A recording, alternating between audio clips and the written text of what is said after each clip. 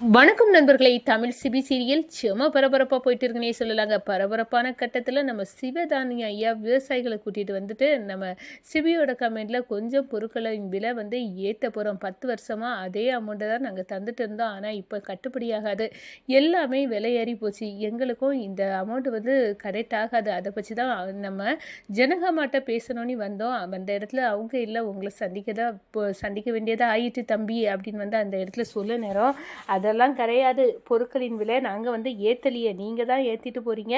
அதனால் கண்டிப்பாக இந்த அமௌண்ட்டுக்கு கட்டுப்படியாவது, உங்கள்கிட்ட இருந்து நாங்கள் இனி பொருளை பை பண்ண மாட்டோம் அப்படின்னு அந்த இடத்துல எடுத்தோம் கவுத்தோன்னு நம்ம சிபிஐ எடுத்த முடிவு நம்ம ஜனகாமாவை தூக்கி வரப்போட வச்சிடுது. அதோட ஜனகாமா கொந்தளிக்கிறாங்க. இவ்வளோ பெரிய ஜனகா ஃபுட்டோட சாம்ராஜ்யத்துக்கு ஆணி வேறே அந்த சிவதானு ஐயாவோட மெட்டீரியல் தான். அவர் இல்லைன்னா இந்த கம்பெனியே இல்லை. இப்போ நீ உன்னால் ஏற்பட்ட பிரச்சனையை நீ தான் சரி செய்யணும் சிபி. அவரோட கையில் விழுவியோ காலில் விழுவியோ, ஆனால் அவர் இந்த டீலிங்க்கு ஒத்துக்கிடணும். அதுக்கு என்ன பண்ணணுமோ பண்ண, அவரோட பொருள் தான் நம்ம நன்மதிப்பு அப்படின்னு அந்த இடத்துல சிபிக்கு மண்டையில் உரைக்கும்படியாக ஏற்றி விட்டுறாங்க நம்ம ஜனகமா. சிவதானு ஐயா காலில் விழுந்து மன்னிப்பு கேட்குறாங்க சிவி.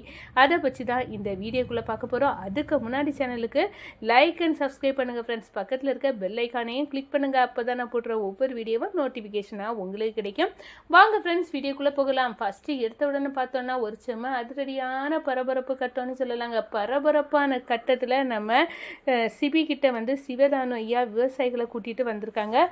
நீங்கள் யார் அப்படின்னு கேட்டதோட, நான் என்னோட பேர் சிவதானு, நான் ஒரு விவசாயி, என்கிட்ட இருந்து தான் ஜனகமா இத்தனை வருஷம் மிளகு மஞ்சள் எல்லா பொருட்களும் பை பண்ணக்கூடிய ஆள் அப்படின்னு சொல்ல நேரம், ஓ உங்ககிட்ட இருந்து தான் எங்கள் ஜனகமா பை பண்ணுறாங்களா அப்படின்னு அந்த இடத்துல கேட்டுக்கிட்டு, என்ன இப்போ விஷயம், நீங்கள் எங்களை தேடி எதுக்காக இப்போ வந்திருக்கீங்க அப்படின்னு கேட்க நேரம், பொருள் விலைவாசி தம்பி ஏறி போச்சு, எங்களுக்கு உரத்தோட விலை எல்லாமே கூடி போச்சு, எங்களுக்கு இந்த அமௌண்ட்டுக்கு இனிமேல் தர முடியாது, கொஞ்சம் விலையை ஏற்றிருக்கோம், அதான் மூலப்பொருளின் விலை ஏறதை உங்கள்கிட்ட சொல்லிட்டு போகலான்னு தான் தம்பி வந்தோம் அப்படின்னு சொல்ல நேரம், என்ன விலையை ஏற்றிருக்கீங்களா?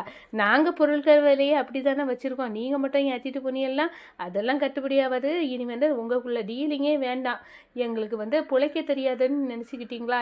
நாங்கள் நீங்கள் சொல்லதை கேட்டோன்னா, நீங்கள் கழுத்தில் போட்டிருக்க துண்டை நாங்கள் தலையில் போட்டுக்கிட்டு துண்டை போட்டுட்டு தான் திரியணும், ஏன்னா அவ்வளோ தூரம் நட்ட வந்துடும், இதெல்லாம் முடியாது, எங்கள் கம்பெனியை பாதுகாக்க எங்களுக்கு தெரியும், நாங்கள் இதோட குறைவான விலைக்கு யார் தராவளோ அவியல்கிட்டருந்து மெட்டீரியலாக வாங்கிக்கிடும் அப்படின்னு எடுத்தோம் கவுத்தோம் அப்படின்னு சிவதானுவை தெரிக்க விடுறாங்க.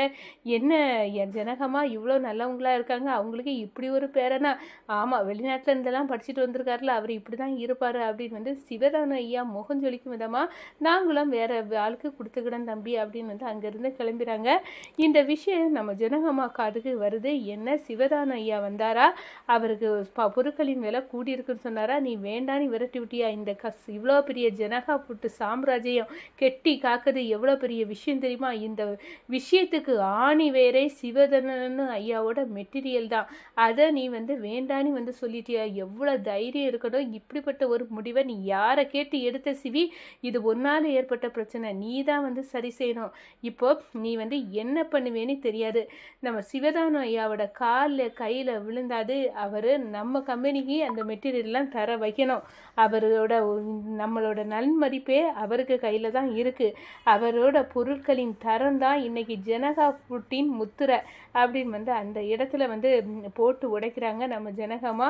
இந்த பாரு, இந்த கம்பெனியில் எடுத்தோம் கவுத்தோன்னு உனக்கு இஷ்டத்துக்கு ஏதோ முடிவை எடுக்க முடியாது, எல்லாமே பொறுமையாக தான் செய்ய முடியும். கண்டிப்பாக இது அவரோட பொருட்களின் தரம் எனக்கு நல்லாவே தெரியும். 20 வருஷமாக எவ்வளோ தூரம் இந்த ஜனகா ஃபுட்டு வளர்ந்துருக்குன்னா அதுக்கு ஒரே காரணம் அவர் தான்.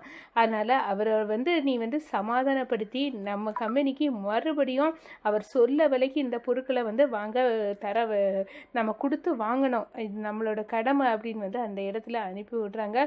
போய் அந்த கிழவனுக்கு காலில் இந்த ஜனகா வந்து விழ வச்சுட்டாளே ஜானு, எனக்கு இது ஒரு அவமானமாக இருக்குது. இவ்வளோ பெரிய கம்பெனிக்கு முதலாளியாக இருந்துக்கிட்டு போய் இந்த வேலையெல்லாம் செய்ய முடியுமா அப்படின்னு வந்து அந்த இடத்துல வந்து கொந்தளிக்கிறாங்க நம்ம சிபி.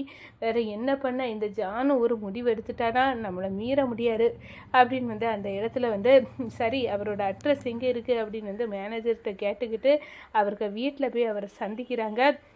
எங்கள் ஜனகம்மா உங்கள் மேலே அவ்வளோ நம்பிக்கை வச்சுருக்காங்க, நான் மன்னிப்பு கேட்டார், உங்கள் டீலிங்க்கு ஒத்து வரணும் அப்படின்னு வந்து அந்த இடத்துல வந்து சொல்லி அனுப்பியிருக்காங்க. தயவுசெய்து எங்களை நான் பேசுனதெல்லாம் மன்னிச்சு வந்து என்னை வந்து உங்கள் பொருளெல்லாம் எங்களுக்கு தாங்க, எங்கள் கம்பெனிக்கே அப்படின்னு வந்து அந்த இடத்துல வந்து சொல்லு நேரம், என்ன தம்பி அன்னைக்கு அடாவடியாக பேசிக்கிட்டு இன்றைக்கி வீட்டில் வந்து மன்னிப்பு கேட்குறீல அப்படின்னு வந்து சொல்ல நேரம், என் நேரம் அப்படி இருக்குங்க அப்படின்னு வந்து மனசுக்குள்ளே நினச்சிக்கிறாங்க நம்ம சிவி.